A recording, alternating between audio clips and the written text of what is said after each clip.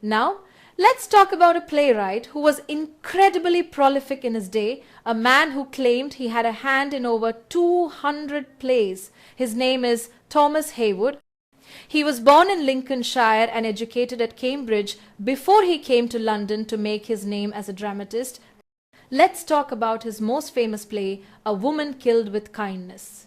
This is a classic domestic tragedy, which means it focuses on the struggles of ordinary middle-class people rather than kings and queens. It was first performed in 1603 at the Rose Theatre by a company called Webster's Men, a fact that has been asked in exam. The plot is both heartbreaking and unique. A kind man, Frankfurt, discovers that his wife Anne has been unfaithful with a guest he had welcomed into his home. Instead of seeking a violent revenge, which was common in plays of the era, Frankfurt decides to kill her even with kindness. It's a powerful statement that gives the play its famous title. Heywood also wrote other works, including The Captives in 1634 and If You Know Not Me, You Know Nobody, which is a play about Queen Elizabeth. To make the plot stick in your mind, here's a simple memory code. Hey, kind woman Anne, why would you cheat Frank with a guest when? See what's happening here? Hey is for Heywood.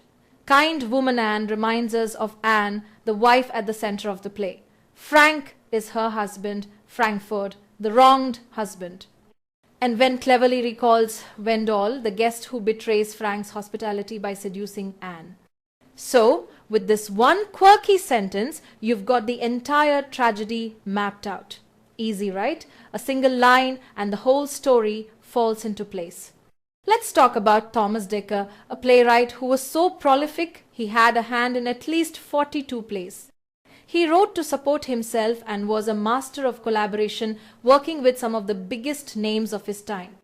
He worked with John Marston and Ben Jonson for a children's company of players. He also collaborated on 13 other plays with figures like Thomas Middleton, John Webster, and John Ford. Now, let's dive into some of his major works. First, we have The Shoemaker's Holiday from 1600, a point that has been asked in exam.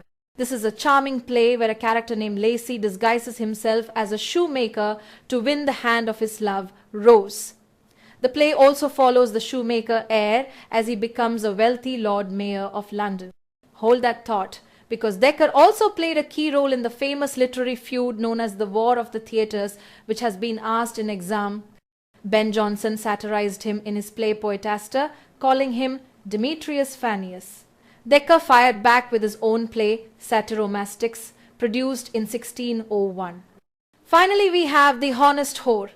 You'll love this part. Part 1 is a collaboration between Dekker and Thomas Middleton, a key detail that's been asked in exam. The play follows a character named Hippolito who tries to convert a courtesan Bellerophon to an honest life. Part 2, written by Dekker alone, continues the story as Bellerophon resists temptation and remains faithful to her husband. Let me share a quick little secret to help you remember Thomas Dekker's works. Just hold on to this one line. Deck your shoes in attire, honey. Now, let's decode it together. Deck is for Dekker himself. Shoes points to The Shoemaker's Holiday, that's the play from 1600, a fact that has been asked in exam. Attire takes you straight to Satyromastics, Dekker's fiery reply in The War of the Theatres, and finally, honey is your sweet reminder of The Honest Whore. See how simple that is? Just one playful line and you've got Dekker and his key works at your fingertips. John Marston was a satirist and playwright from the Shakespearean era. His best known work is the Tragicomedy, The Malcontent 1604, which has been asked in exam. This play tells the story of Altofronto, a deposed duke who, disguised as the cynical Malevole, returns to expose the corruption of his court. Marston, educated at the University of Oxford, used his education to become a leading satirist, sparking a major theatrical feud. Marston's most famous literary rivalry was with Ben Jonson. The feud began with Marston's play Histriomastics in 1599, which mocked Jonson as the pedantic character Chrysogonus. This satirical attack has been asked in exam. The feud escalated in 1601 when Johnson fired back in his play Poetaster, depicting Marston as the character Crispinus, who was ridiculed for his pretentious vocabulary. Marston wrote several plays for the children of Paul's A Boy Actor Company. These include the two-part drama Antonio and Mellida 1600 and its sequel Antonio's Revenge, which has been asked in exam. Despite their feud, Marston later collaborated with Johnson and George Chapman on the comedy Eastward Ho, a notable example of the city comedy genre. Now, here's the trick to remember it. Just think of the code Marsh-Mal. Why Marsh-Mal? Because it starts with Marsh for Marston and ends with Mal for the Mal content. Put them together, Marsh-Mal, and you'll never forget Marston's key play. Simple, short, and exam-proof. Let's talk about John Webster, a playwright whose name is synonymous with some of the most haunting and powerful tragedies of the Jacobean era. Webster is best known for his two masterpieces, The White Devil and The Duchess of Malfi. Both of these plays have been asked in exam, so let's be careful to remember them. While his tragedies are what made him famous, Webster was also a very active collaborator, and that's a key part of his career. His main collaborator was Thomas Dekker, and together they wrote two city comedies, Westward Ho and Northward Ho.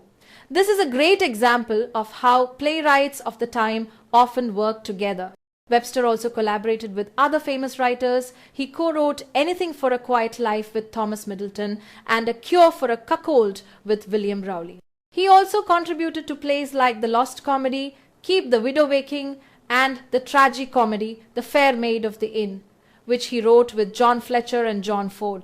Hold that thought, because another notable work of his is The Devil's Law Case, a tragicomedy that was published in 1623. Finally, his work on Appius and Virginia is believed to be a collaboration with another great playwright, Thomas Heywood. It just goes to show you that a lot of the great works of this era were a team effort. John Webster is best known for two of the most powerful and haunting tragedies of the Jacobean era. Can you recall what they are? That's right, The White Devil and The Duchess of Malfi, both of which have been asked in exam. Let's start with The White Devil, first performed in 1612. Its full title is a mouthful, but it tells you everything you need to know about the plot. At its heart is the passionate affair between Bracciano, a married duke, and Vittoria Corombona. The Duke's desire for Vittoria, despite being married, is a central plot point that has been asked in exam. Their desire sets off a terrible chain of events leading to the murder of their spouses and a web of corruption that ultimately brings them to a violent end. Let's talk about The Duchess of Malfi, a play performed between 1613 and 1614. It's about a noble woman who secretly marries her steward, Antonio, against the wishes of her tyrannical brothers. Her brothers hire a spy, Bosola, to watch her, a key plot point that has been asked in exam. Bosola finds out she's pregnant, and from that moment, everything goes wrong. The enraged brothers have the Duchess and her children imprisoned and then tragically strangled. In a final chaotic scene of revenge, a mistake leads to the deaths of Bosola and the Duchess's brothers, bringing a brutal and powerful end to the story. And here's a quick code to lock them in your memory: White Web Malfi's Devil Case. Break it down: White for the White Devil, Web for Webster, Malfi for the Duchess of Malfi, and Devil Case for his other play, The Devil's Law Case. So just keep repeating: White Web, Malfi's Devil Case. And with that, you've captured all the essential Webster plays in one neat little phrase. Let's talk about one of the most famous writing duos in all of English theatre, Francis Beaumont and John Fletcher. They were a powerhouse of collaboration whose work became incredibly popular in the Jacobean era. The scale of their partnership is amazing. Their first folio, published in 1647, contained 35 plays. And later, a second folio came out in 1679 with 53 plays in total. Now, here's a golden trick. While they were a team, Fletcher often wrote alone, and his play, The Faithful Shepherdess is a notable tragicomedy that has been asked in exam. The list of their collaborative works is quite long. You'll love this part because some of their most famous plays have been in the exam. We have the satiric comedy, The Knight of the Burning Pestle, and the tragedy, The Maid's Tragedy, both of which have been asked in exam. Their tragicomedies like Philaster and A King and No King were also incredibly popular. Hold that thought because their influence continued even after they stopped writing together. Some of their plays were even later revised by another playwright, Philip Massinger, including comedies like The Coxcomb and Beggar's Bush. It just goes to show you how much their work shaped the theatre of their time. Let's talk about Thomas Middleton, a playwright who was so versatile that he could write for every genre, from tragedy to city comedy. He was so important to London that in 1620 he was even made the official city chronologer. Now, let's decode this and talk about his most famous plays. His masterpiece is arguably The Changeling, written in 1624. Hold that thought, because it was a collaboration with another writer, William Rowley, and this famous partnership has been asked in exam. He also wrote other great tragedies like Women Beware, Women and the Witch, a play that bears a strong resemblance to Shakespeare's Macbeth. You love this part. Middleton was a master of the city comedy, and his plays are a treasure trove for the exam. Can you recall a famous one? That's right, A Trick to Catch the Old One from 1605, a point that has been asked in exam. It's a great example of the comedy of humours that Johnson pioneered, and this connection has been asked in exam. Other key works that have been in the exam are A Chaste Maid in Cheapside, a classic citizen comedy, and A Game at Chess, a satirical political allegory. There's also some debate over who wrote The Revenger's Tragedy, and his play A Fairy Quarrels has also been asked in exam. It just goes to show how much material he covered. Now, how do you remember all this? Here's the secret code. A Trick of Three Women, Roaring Girl, Chaste Maid, and The Witch. If you change and then reverse, the woman in the middle flips. Sounds quirky, but here's how it works. A trick equals a trick to catch the old one. Three women equals the roaring girl, a chaste maid in Cheapside, and the witch. Change and reverse reminds you of the changeling and Women Beware Women. And that leads you straight into Middleton's signature tragedies. So whenever you see a tricky exam question, just recall the code of three women plus change and reverse, and Middleton's plays fall neatly into place. Let's dive into one of Thomas Middleton's most famous tragedies, Women Beware Women. This play is a dark and powerful tale of corruption, lust and betrayal, and it has been asked in exam. The story begins with a young woman named Bianca who elopes with a man named Leontio. This bold act of love has been asked in exam, so let's be careful to remember it. While Leontio is away on business, his love story is torn apart. Hold that thought, because the Duke of Florence sees Bianca from his window and becomes infatuated with her. He manages to win her over, and she becomes his mistress, leaving her poor husband behind. This dramatic turn of events has been asked in exam. You love this part. Running parallel to this plot is another story of forbidden love between Hippolito and his niece Isabella. Their secret is exposed by a character named Livia, who lied to them about their relationship. The plots collide in a truly tragic way when Leontio is killed by Hippolito after he finds out about the affair. In the play's final chaotic scene, a masque takes a deadly turn. A plan for revenge backfires, and Bianca accidentally poisons the Duke and herself, bringing the play to a bloody end. Let's dive into a play that is widely regarded as one of the best tragedies of the English Renaissance, The Changeling. This is a dark and intense Jacobean tragedy, and it was written by the famous duo of Thomas Middleton and William Rowley. Their collaboration on this play is a key fact that has been asked in exam. The story is a chilling look at deception and betrayal. A woman named Beatrice falls in love with Alcimero, but she is betrothed to another man, Alonso. In a moment of madness, she turns to a man named De Flores, who is obsessed with her and convinces him to murder Alonso so she can be with her true love. This dark bargain has been asked in exam. After the murder, the story takes a dark turn.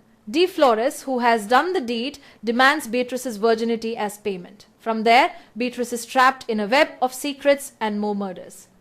The play spirals into a series of deceptions, including a bet trick, until Alcimero finally overhears a confession. The tragic conclusion brings a sense of justice as De Flores fatally stabs Beatrice and then himself, ending their reign of betrayal and deceit. It's a powerful and brutal masterpiece. Let's wrap up our discussion of Jacobean and Caroline drama with 4 more important playwrights who followed in the footsteps of giants like Shakespeare and Jonson. First, we have Philip Massinger, whose plays are known for their great plots, realism, and biting satire. Can you recall his most famous work? That's right, A New Way to Pay Old Debts, from 1625, which has been asked in exam. This play is a must-know because its central character, Sir Giles Overreach, became one of the most popular villains on stage for centuries, a fact that has also been asked in exam. Next we have John Ford, an English playwright from the Jacobean and Caroline eras. His most famous play is a shocking tragedy from 1626 called It Is Pity She's a Whore, which has been asked in exam. The play is about a brother and sister and their forbidden love, a theme that was incredibly bold and controversial for its time. Hold that thought, because another important figure from this era is James Shirley, an English poet and dramatist. You'll love this part, as his most famous play is The School of Compliment from 1625, a point that has been asked in exam. And finally, we have Cyril Tourneur, a playwright whose work is known for having horrors piled on horrors. His 2 most famous plays are a must-know for the exam, The Revenger's Tragedy from 1600 and The Atheist Tragedy from 1611. Both of these plays have been asked in exam, so let's be careful to remember them.